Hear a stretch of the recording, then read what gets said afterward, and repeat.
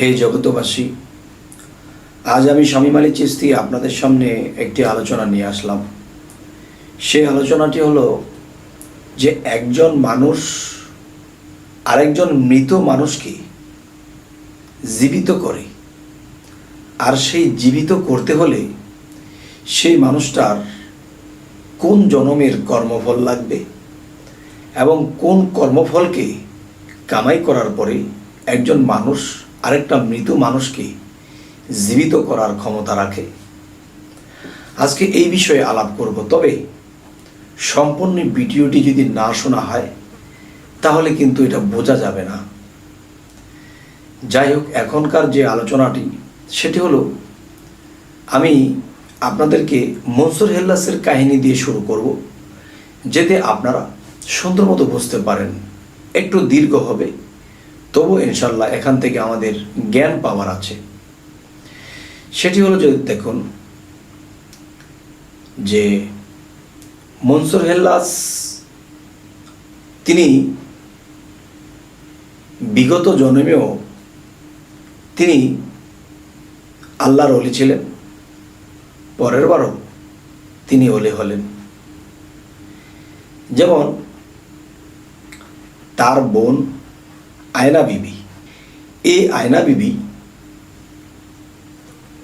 যে কাণ্ড যে কর্ম দেখালেন, তখন তার বোনকে আয়না হক বলতে বলতে একটা সময় আয়নাল হক বলতে শুরু করলেন।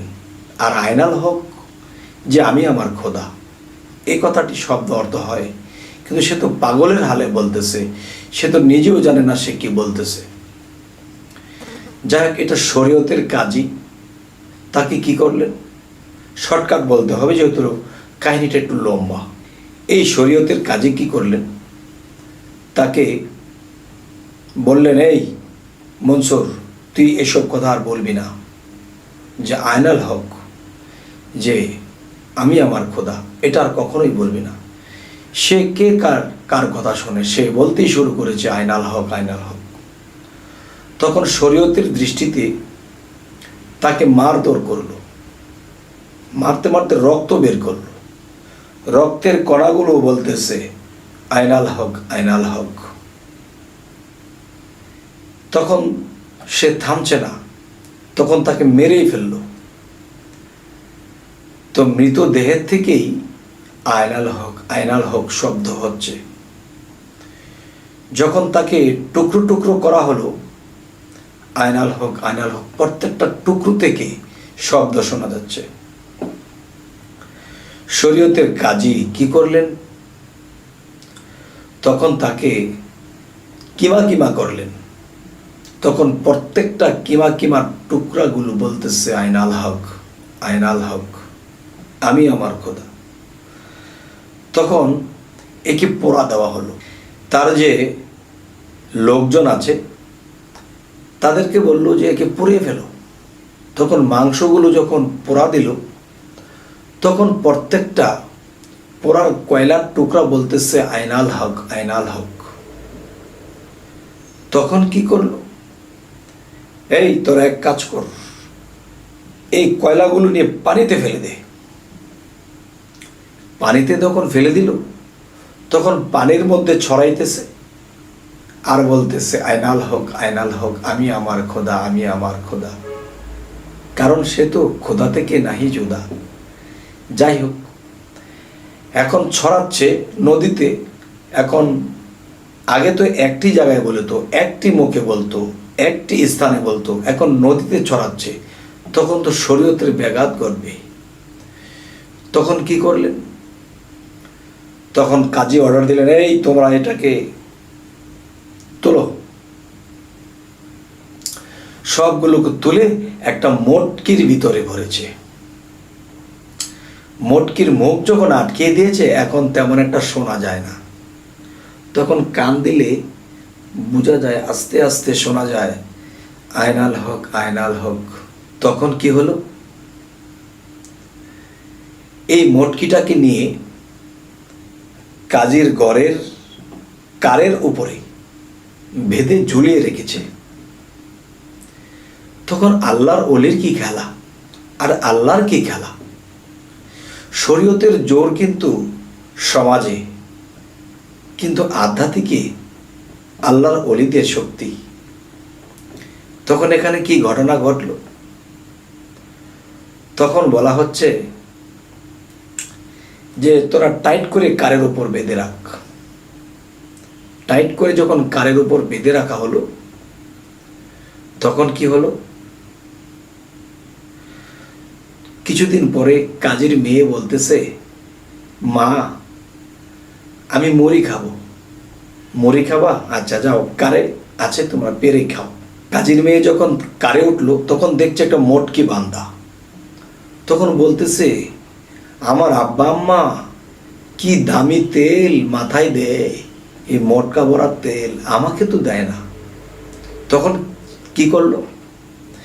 সেই মটকার মুখটা খুললো। মুখটা খোলার পরে শুকে দেখে যে তেলের কোনো গন্ধ নাই, কিন্তু সেই শ্বাসের সাথে মনসুর হেল্লাসের যে আত্মা তার নাকের ভিতর দিয়ে একেবারে গর্ভে চলে গেছে। গর্ভে যখন চলে গেছে, তখন মেয়েটা দিন দিন গর্ভবতী হচ্ছে, দিন দিন গর্ভবতী হচ্ছে। তখন কাজী বলতেছে, আমি আমার সমাজের মানুষদেরকে বলি তোমরা পর্দায় থাকো, বেগানা পুরুষের মুখ দেখবে না, কিন্তু আমার ঘরে এটা কি হলো যে আমার মেয়ে গর্ভবতী, আমার মেয়েকে এখন আমি বিবাহ দেইনি। কাজী চিন্তায় পড়ে গেলেন এবং মাইয়াটাকে টর্চারিং করতে শুরু করলেন। সত্য করে বল, তুই কোন পুরুষের সাথে সম্পর্ক করেছিস, কি করেছিস? তখন কাজীর মেয়ে বলতেছে, বাবা আমি এই জীবনে আমার বাবা মায়ের চেহারা ছাড়া আমি অন্য কোনো পুরুষের মুখ আজও পর্যন্ত দেখি নাই, কিন্তু এটা কি হলো বাবা আমি বলতে পারবো না, আপনারাই বলুন এই কথা কি কেউ বিশ্বাস করবে? তখন কাজী বলতেছে, শোন, সত্যি করে বল কোন পুরুষের সাথে তোর এই সংস্পর্শ হয়েছে, কি হলো তোর, সত্য বল। তখন কাজী কিছু মারধর করেছে, তার মেয়েকে মারধর করে একটা ঘরের মধ্যে আটকে রেখেছে, যে সমাজের লোক যদি জানতে পায় তাহলে আমার সব গেছে, মান সম্মান সব গেছে। তখন মেয়েটাকে ঘরের মধ্যে রেখে বাইরে বের হতে দেয় না, ওখানে খাবার দাবার দিতেছে, চলতেছে। এরকম করতে করতে বেশ কিছুদিন চলে যাওয়ার পরে যখন তার গর্ভ, তার যখন সময় হলো তখন বাচ্চা কাচ্চা হবে, তখন তার ব্যথা উঠেছে। তখন বলতেছে, মা গো তুমি আমাকে রক্ষা করো মা, তুমি তো জানো এই সময়ে একজন মেয়ে মানুষের কি হাল, কি অবস্থা, তুমি তো একজন মা, আমিও তো তোমার গর্বে ছিলাম, কত কষ্টের জীবন, তুমি আমায় রক্ষা করো মা। তখন মা বলতেছে, তুই মরে যা, তোর মতো মেয়ের দরকার নেই, শরীয়তের দৃষ্টিতে সে তো অপরাধী। তখন তার মাও যাইতেছে না, কিন্তু মায়ের কান্না, মেয়ের কান্না কতক্ষণ সয়ে থাকা যায়। একটা সময়ে সে গেল মেয়ের কাছে, গিয়ে মেয়েকে উদ্ধার করলো। তখন তার একটা সন্তান ভূমিষ্ঠ হলো। তখন কি হলো, এই সময়ে কাজী এসেছে, এই কিরে তোকে আমি এই করে যাইতে নিষেধ করেছি। তখন বলতেছে, হাতে এটা কি? হাতে তো এই মেয়ের বাচ্চা হয়েছে, এই বাচ্চার মুখ দেখানো যাবে না কাউকে, আমরা নিজেরাও দেখবো না, তাকেও দেখতে দেওয়া যাবে না। একটা সালার চট দিয়ে বাচ্চাটাকে পেঁচিয়ে জঙ্গলার মধ্যে নিয়ে এই কাজী বাচ্চাটাকে ফেলে দিয়ে এসেছে। তখন কি হলো, তখন সেই কাজী এমনই এক কাজ করলো, ঠিকই ফেলে দিয়ে আসলো। তখন মায়ের যখন জ্ঞান ফিরল, মা, ও মা, আমার সন্তান, কোন মুখে বলিস তোর সন্তান? তুই তো কোনো পুরুষের মুখ দেখিস নি, তাহলে তুই কিসের সন্তানের কথা বলছিস? চুপ হয়ে যা। তখন বলছে যে, মা, আমার ঘরে কি মানুষের বাচ্চা হলো না কুকুরের বাচ্চা হলো না কি হলো, আমাকে এক নজর দেখাও মা। তখন বলেছে, ঠিকই বলেছিস, তোর ঘরে একটা কুকুরের বাচ্চাই হয়েছে আর সেটাকে জংলায় ফেলে দিয়ে এসেছে। হায় হায় মা, আমাকে এক নজর দেখাও মা। কিন্তু কাজী এই অবস্থায় তাকে মারতে যাচ্ছে। যাই হোক, এরপরের ঘটনা কি হলো, এরপরে যা হলো, তখন সেই বাচ্চাটি জংলার মধ্যে ফেলে দিয়ে এসেছে। সেই জংলার মধ্যে যে বাঘ ছিল, সেই বাঘের তো বাচ্চা মারা গেছে। এখন এই বাঘ তো দুধের যন্ত্রণায় আর বাঁচে না। তখন জংলার মধ্যে একটা স্থানে যখন বাঘটি বসলো, তখন বাঘ অনুভব করছে যে আমার দুধ কেউ খাচ্ছে। তখন দেখে একটা মানুষের বাচ্চা, এবং সেই মানুষের বাচ্চা বাঘের দুগ্ধ সে চষতে শুরু করছে। তখন বাঘ যখন আরাম অনুভব করতেছে, তখন এই বাচ্চাটাকে আর খায়নি, এই বাচ্চাটাকে টাইম টাইম মতো এসে দুধ খাইয়ে যায়। তো আস্তে আস্তে এই বাঘের দুধ খেয়ে মনসুর হেল্লাস সাবালক হলেন। বাঘের সাথে খেলা করতে করতে সে বাঘের রূপ ধারণ করতে পারেন। তো এখন আমি যে কথাটি বলতে চাচ্ছি, যে আল্লাহর খেলা, আল্লাহর মায়ের, দুনিয়ার ভাইয়ের। দেখেন তখন কি হলো, এই মনসুর হেল্লাস যখন জংলা থেকে সে সমাজের দিকে হাঁটতে হাঁটতে গেলেন, তখন রাস্তার ধারে সে বসে আছে। তখন পাশে দিয়ে কয়েকটা লোক বলতে বলতে যাচ্ছে, জানিস এবার রাজার বাড়িতে সার্কাস খেলা হবে, আমরা সবাই দেখতে যাব। এখন মনসুর বলতেছে, এ ভাই শোনেন, কি রাজার বাড়িতে সার্কাস খেলা দেখায়? রাজাকে জিজ্ঞাসা করবেন যে আমাদের দেশে এমন একটা লোক আছে, সেই লোকটা মানুষ, কিন্তু সে বাঘ হয়ে খেলা দেখাতে পারে, সাক্ষাৎ বাঘ হয়ে যাবে, বাঘ হয়ে খেলা দেখাতে পারে। যদি আপনি যদি হুকুম করেন, তাহলে সেই লোকটাকে আমরা সার্কাসের বদলে সেই মানুষটি বাঘ হয়ে খেলা দেখাবে। তখন এই লোকগুলো যখন রাজাকে জানালো, তখন রাজা বলল, আমার দেশে এমন একটা লোক আছে যে মানুষ বাঘ হয়ে খেলা দেখাতে পারে। তখন কি হলো, তখন রাজা বলল যে হ্যাঁ, এরকম একটা লোক আমাদের দরকার।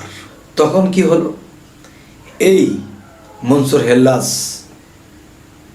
বাঘ হয়ে খেলা দেখানোর জন্য সে স্টেজে চলে গেল। স্টেজের মধ্যে দাঁড়িয়ে মনসুর বলতেছে, হে লোক সকল, আমার কথা শুনুন। আমার কথা হলো যে আমি যখন মানুষ হয়ে দাঁড়িয়েছি, আমি এই মুহূর্তে বাঘ হয়ে যাব, কিন্তু সকলে শুনে রাখুন, আমি যখন বাঘের রূপ ধারণ করব, তখন কিন্তু কেউ আমাকে যেন আঙ্গুল দিয়ে না দেখায়। যদি আঙ্গুল দিয়ে আমাকে দেখায়, তাহলে কিন্তু আমি তার গার মোটকে তার রক্ত খেয়ে চলে যাব। তখন রাজামশাই সকলকে বলে দিলেন, তোমরা কেউ আঙ্গুল দিয়ে দেখাবে না, শুধু দেখবে। তো এখন কি হলো, এখন রাজা সবাইকে বলে দিল, এই তোরা কেউ আঙ্গুল দিয়ে দেখাবি না। তখন মনসুর হেল্লাস যখন বাঘ হয়ে গেল, আর যখন গর্জন করছে বাঘ হয়ে, তখন রাজার কোলে বসা রাজার ছোট্ট ছেলে, 3-4 বৎসরের ছেলে, সেই ছেলেটি বলতেছে, বাবা ওই যে বাঘ, ওই যে বাঘ। তখন সেই বাঘ রাজার কোল থেকে বাচ্চাটাকে ঘাড় মোটকে রক্ত খেয়ে চলে গেছে, বাচ্চাটা মরে গেল। হায় হায়, এটা কি হলো? তখন কি হলো, ওই দিক দিয়ে কি ঘটনা ঘটেছে। কাজী যখন দেখবেন আগের দিনের জংলায় মানুষে বাথরুম করতে যাইতো, পানির ঘটি নিয়ে যখন কাজী সাহেব দৌড় দিয়েছিল, তখন পথের মধ্যে যে মরা গরু ছিল, এই মরা গরুর মধ্যে লাথি লেগে মরা গরুটা তো উঠে দৌড় শুরু করেছে। তখন কাজী বলল, কিরে, আমার লাথি লেগে মৃত গরুটা দৌড় শুরু করেছে জীবিত হয়ে। ওহ, আমি তো সাধারণ কেউ না, আমি তো অনেক পাওয়ারশীল, আমার তো অনেক ক্ষমতা। তখন তার স্ত্রীকে বলেছে, স্ত্রী বলল, হায় হায়, তাহলে তো আপনি অনেক কামেলদার। তখন তার স্ত্রীর কাছে বলেছে, তার স্ত্রী তার কাছে বলেছে, তার স্ত্রী তার কাছে বলেছে, বলতে বলতে বলতে বলতে তখন রাজামশাইয়ের কানে চলে গেছে। রাজামশাই শুনতেছে যে আমার দেশে এমন একটা লোক আছে যার লাথি লেগে একটা মৃত জীবিত হয়ে যায়। তাহলে আমার দেশে এমন একটা লোক আছে, তাহলে সেই লোকটাকে ডাকো, সেই লোকটাকে ডাকো যেন আমার ছেলেকে সেই কাজী লাথি দিয়ে ভালো করে দেবে। তখন কাজীর কাছে যখন রাজার পক্ষতে সেনার দল পাঠিয়ে দিল, এসে বলতেছে, হে কাজী সাহেব, আপনাকে রাজা বলেছে যে আপনি রাজার ছেলেকে লাথি দিয়ে ভালো করে দেবেন, কারণ রাজার ছেলে মৃত্যুবরণ করেছে। তখন কাজী বলতেছে, ঠিক আছে, তো আমাকে একটু সময় দিন। তখন ঘরের মধ্যে একটা মুরগি মরে গেছে। এখন কাজী সাহেব মুরগিটাকে লাথি দিতেছে, মুরগি তো ভালো হয় না, একটা ইঁদুর মরা, এটার মধ্যে লাথি দিতেছে, এখন তো এটা ভালো হয় না।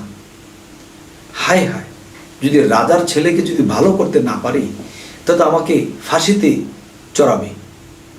হায় হায়, তখন তাদের কাছে 3-4 ঘন্টা সময় নিয়েছে যে আপনারা যান, আমি আসতেছি।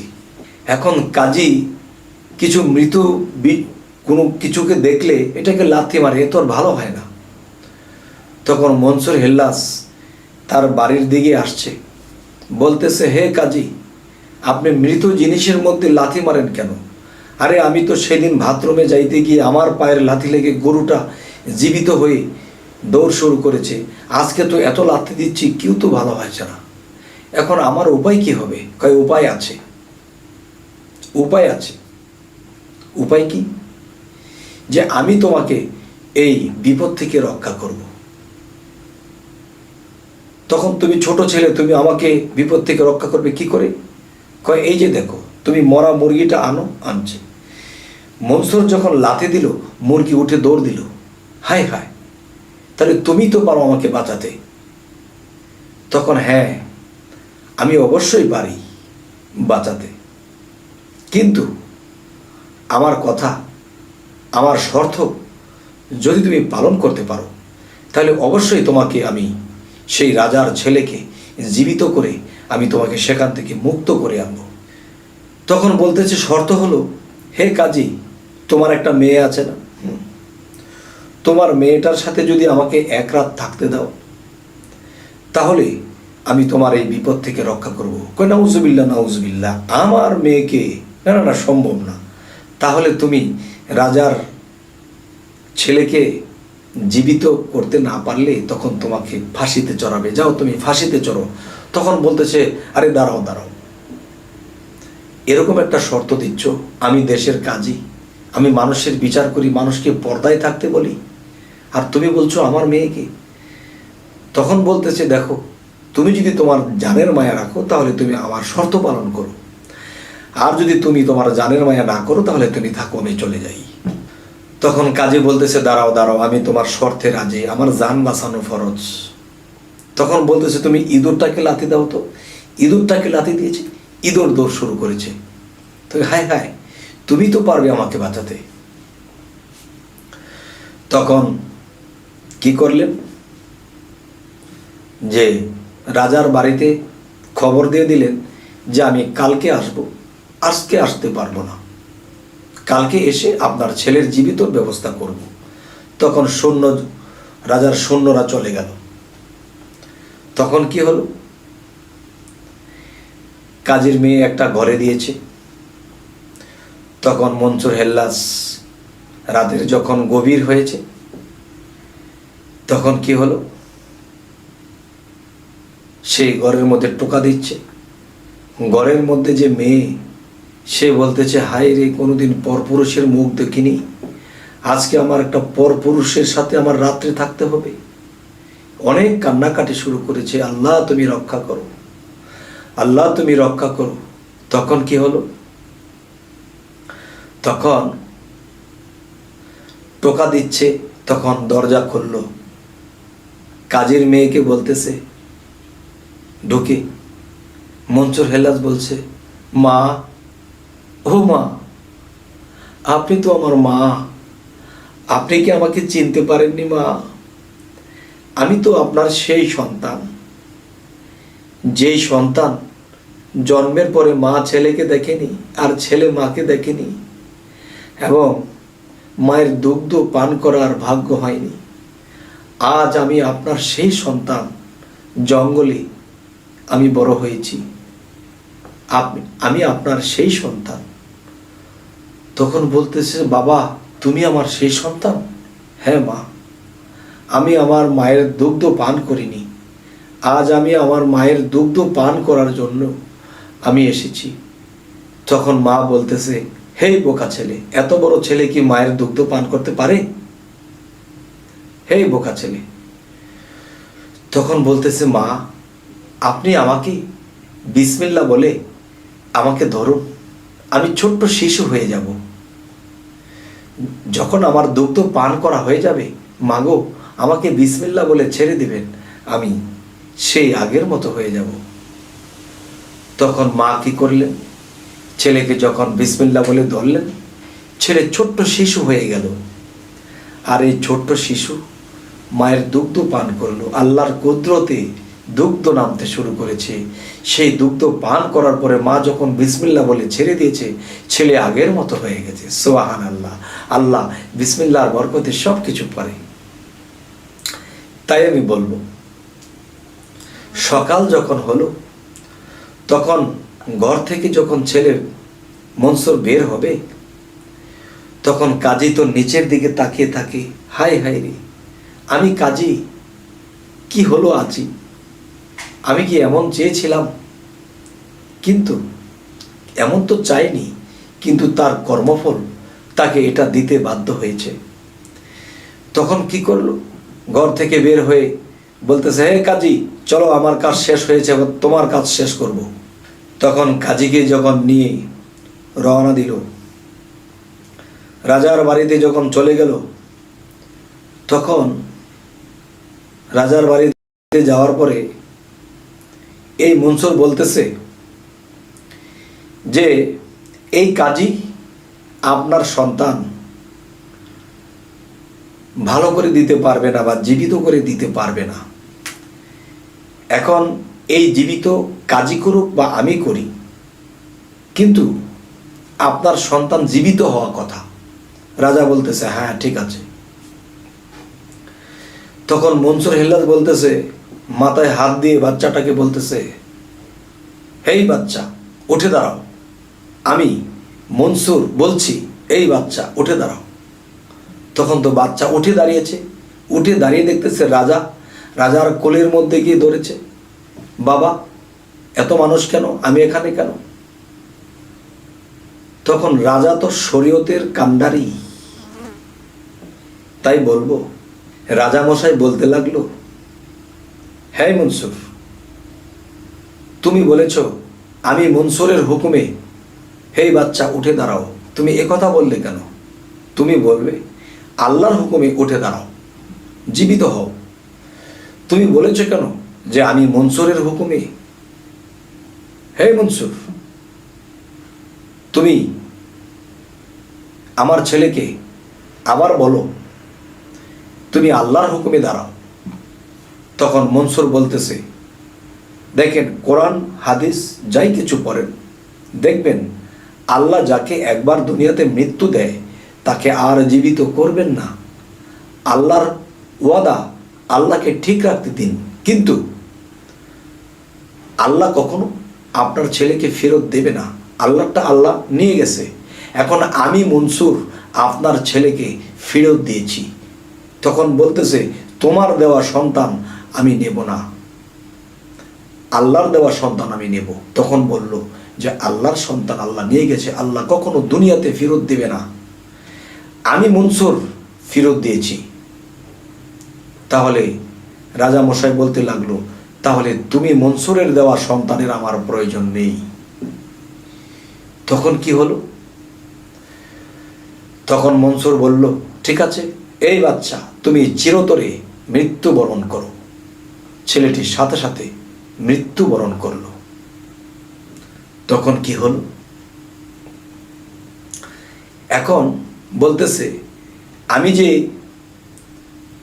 এই কাজের সাথে এসেছি, কাজীকে নিয়ে এসেছি, এখন কি এই কাজের ঝামেলা শেষ হয়েছে? একে কি আপনার ছেড়ে দেওয়া যায়? এখন রাজা বলতেছে, ঠিক আছে, কাজী মুক্ত। তারা বিদায় নিয়ে চলে গেল, ছেলেকে দাফন করে আবার কবরে শোয়াই দিল। তাই আমি বলতে চাই, এই পৃথিবীর সমস্ত শরীয়তের লোক যারা শুধু শরীয়ত করে, আমার এই কথাগুলো শুনলে তারা হিমশিম করবে, বুঝতে পারবে না। কিন্তু আমি বলবো, আল্লাহ একটি রূপ নয়, আল্লাহর রূপের কোনো শেষ নেই, আল্লাহর রূপের কোনো অন্ত নেই। যে লক্ষ কোটি আকার ধরে সাজিলে তুই নিরাকার, এত রূপ যে ধরতে পারে, তোমরা কি বলো গো তারে? হয় কি না হয় বেহুত রূপে সেই আকারই আপনার। এই মনসুরের মধ্যে আল্লাহ বিলীন হয়ে গেছে, আল্লাহ বিলীন হয়ে মনসুরের মুখে কথা বলেছে।